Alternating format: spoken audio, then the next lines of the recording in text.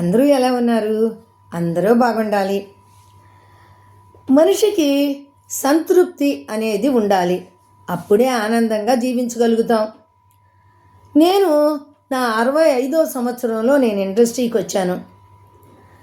వచ్చినందుకు నాకు మంచి మంచి క్యారెక్టర్లు, అంటే బామ్మను కదండి, ఇదే టైంలో నాకు మంచి మంచి క్యారెక్టర్లు, బామ్మ క్యారెక్టర్లు రావడం మొదలుపెట్టాయి. అలా చేస్తూ పర్వాలేదు, ఒక స్థాయికి వచ్చేసాను. అయితే ఈ వచ్చిన పనిని నేను చేసుకుంటున్నాను కాబట్టి నాకు ఆనందంగా, సంతోషంగా, సంతృప్తిగా ఉంది. అలాగే నన్ను చూసి కొంతమంది ఈర్ష్యపడుతూ కూడా ఉంటారు. వాళ్ళు అది కూడా నేను అదృష్టంగా భావిస్తానండోయ్.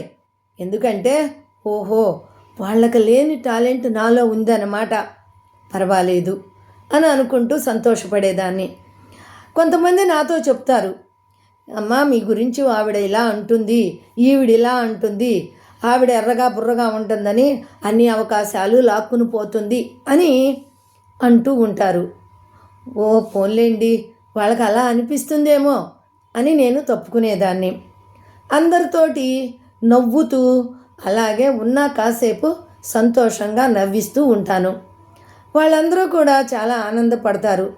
మణిబామ్మ గారు ఉంటే అందరూ సంతోషంగా ఆనందంగా ఉంటారు, అందరినీ నవ్విస్తూ ఉంటారు, ఎప్పుడూ నవ్వుతూ ఉంటారు. మీరు ఎప్పుడు ఇలాగే నవ్వుతూ ఉండాలమ్మా అని కూడా వాళ్ళందరూ నన్ను దీవిస్తూ ఉంటారు.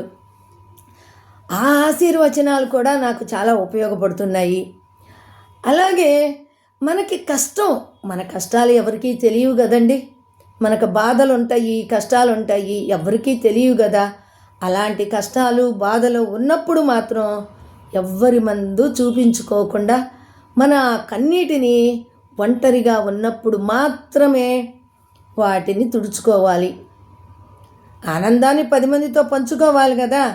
అందుకే కదా అందరూ నా చుట్టూ ఉంటారు, మణిబామ్మ గారు ఇలాగూ అలాగూ అని చెప్పుకుంటారు.